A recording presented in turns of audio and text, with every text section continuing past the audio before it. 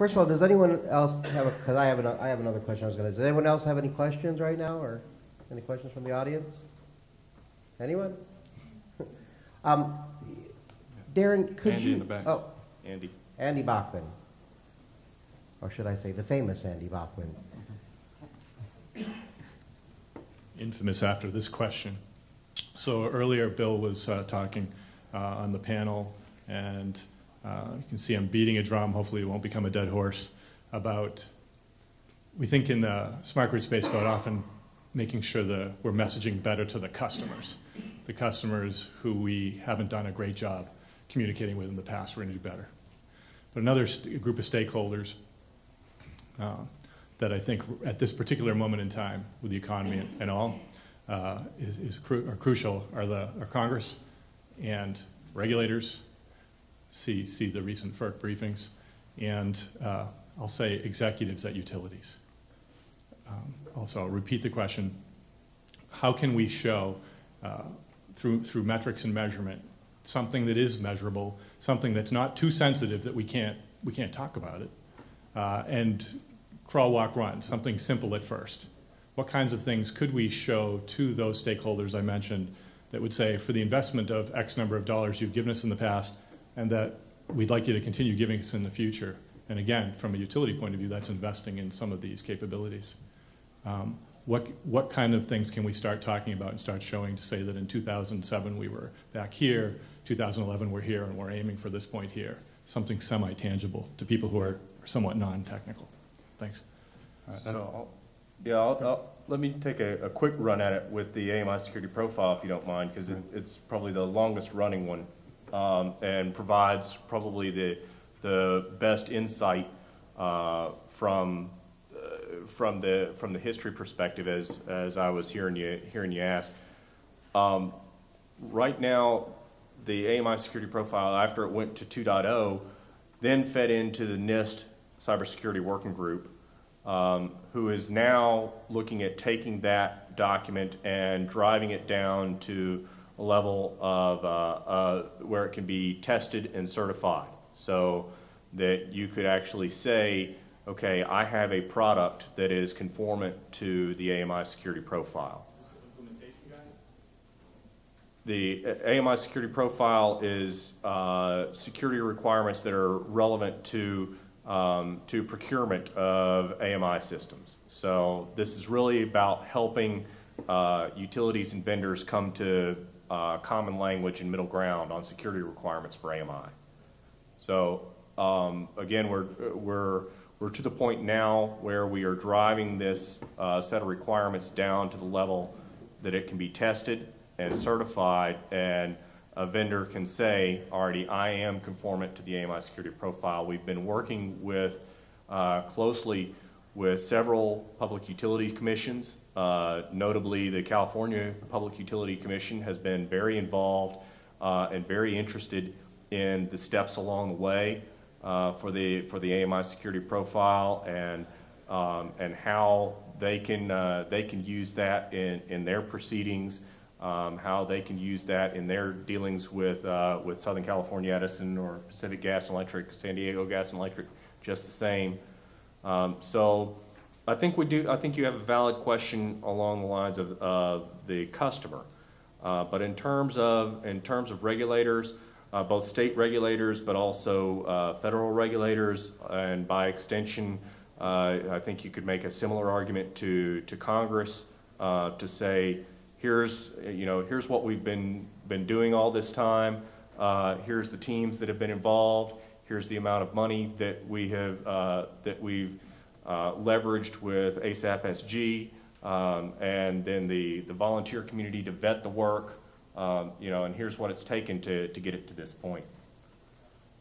I think certification is going to be a very important aspect of that. If it's the right type of certification, it's technically focused, can be materially proven in real systems as they function. Getting metrics around that from a quantitative perspective will be important. There's also important stuff from a qualitative perspective. You want to be looking at, okay, all of these security standards or practice and guidelines that we're writing, how are they actually being applied? Are they actually part of the procurement process? Are they part of the systems engineering process as I'm developing these systems and putting them in the field. What are the list of standards that I'm adhering to? How am I validating that I'm adhering to them? And all of these guidelines. But then I think the most important thing is going to start, and it's going actually back to Bill's point on wide area cyber situational awareness. That's something that I've talked a lot when I get the chance to, and I put up some slideware. You really can't begin to collect metrics until you're actually aware. So metrics infer that you're instrumenting something and you're collecting data, right, from a quantitative perspective. So really, we can't have a discussion on metrics until I have the system in place to be collecting that data and doing the analysis. It's a moot point. But of course, these things that we're writing should be helpful, hopefully giving you a template for what you should be collecting and analyzing. I'll just say to the instrumenting, you have to be able to have access to data, live data, before you can say something about it. Exactly. There's other types too, and maybe this is not a great example, but with FSMA, you have FSMA report cards, and those things are not based on sensor-driven analytics. They're disparaged to some extent, but they show that here are things that are being measured by people who are being audited, and you were better last year, at least along this set of criteria, than you are this year. You're trending in a negative way. It's time to wake up and do something different. So there's it's good. And again, what is it? You can't get security through regulation. Correct. Nevertheless, given all the obstacles and objections to this idea, and there are many, I have them too, I still think we should try to come up with some things that can be used to measure and demonstrate progress. And I think for consumers, for people that are not necessarily specialists in the field, it's going to come down to using the internet as an analogy, right? You trust web banking because some person told you, when you see that little lock at the bottom of your web browser, well, that means it's SSL enabled. Now you can trust yourself to do some web banking online. Or, if the organization is really sophisticated, they're giving you a little token, right? You got to do that little two-factor authentication before you get to your bank account. So, from a perspective of like a consumer understanding what's happening, it's probably going to be demonstrating an expansion of security features and infrastructure. But it's kind of hard to do because this is a pretty specialized area, so it's hard to trivialize sometimes that way. Yeah, before Matt jumps on there, one of the things that we're wanting to do with this next security profile, and I'm hoping we can really get that in there, and because the metrics concern is such an issue, again, I don't think we're going to get the quantitative piece down unless there's really something we can tie to well. There may be a few in there, but probably more so the qualitative pieces. Whereas we can test for the existence of a particular requirement. Does this requirement exist? If you can't carry out this requirement, what is the mitigating control or requirement that you put in place? And being able to create that framework that folks can work through, and then kind of check box, if you will. And I know, and that seems like what we get into when we start talking about metrics. Where's my check sheet so that I can make sure that I'm secure? And that's a dangerous thing within itself. Those from the security realm. So I know we want to establish at least some bar that we can feel some assurance or comfort level with, that we're at least this secure, and we've thought about these things. So that's kind of what I look to see in the next round here for us. So that helps. I'd like to see the "you suck less than you used to" certification. There you go. How are you guys as an organization? As a working group, engaging. Explain your strategy for engaging vendors and utilities and particularly vendors, since they tend to bring up interesting issues of trying to sell their product. So protecting the results from that approach, but still engaging them so that their insights are actually able to benefit the industry, because I know some of the vendors here are amazing at sharing not only why their product's the best, but how stuff works and ways that we need to be going about the problems. I can try and attempt to address that question, Matt. What we're trying to do, for example, in the task force that Daniel and I chair is, I'm representing a utility and Daniel represents a vendor, GE.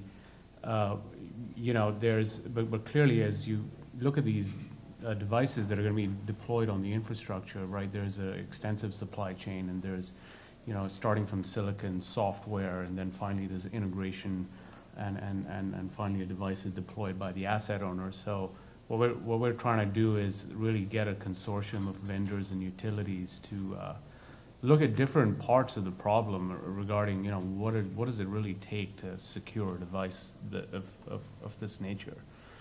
So in that regard, we believe it really is going to require, in most cases, a combined hardware and software-based approach. So we don't want to reinvent the wheel. On the hardware side, for example, there's been a lot of work that's been done around hardware security and secure microcontrollers in the smart card space. And we have some of the preeminent firms that have pioneered this space, through the Global Platform Initiative and the payments industry, involved in actually specifying, what are the minimal set of functions that a hardware-based security module needs to exhibit. What are the minimal set of security functions that a device identity component needs to exhibit when that identity is tied to some kind of hardware-based mechanism. We're engaging with other vendors that are incumbents in the in the management space, traditionally in IT management, data center automation types of areas. Now looking to branch out into the operational side around managing potentially millions of endpoints. But clearly they're the incumbents and they have the expertise. We want them to bear on the standard and provide a set of requirements.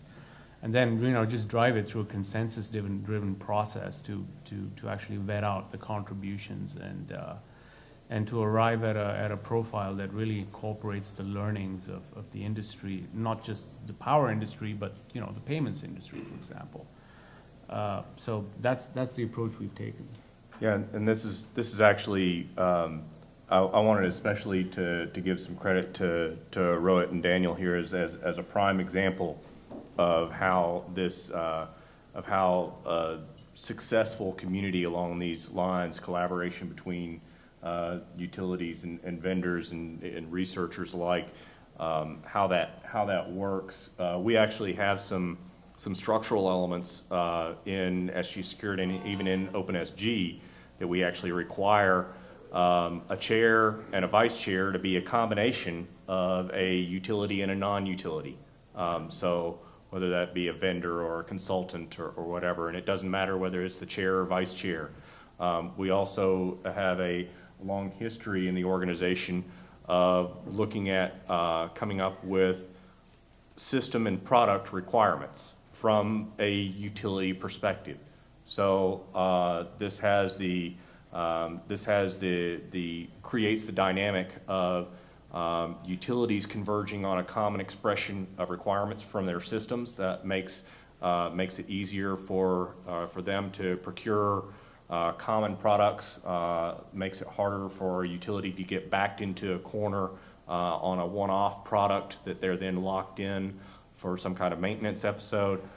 It also allows vendors to come to a one-stop shop to come and figure out what our utilities looking for in a product space.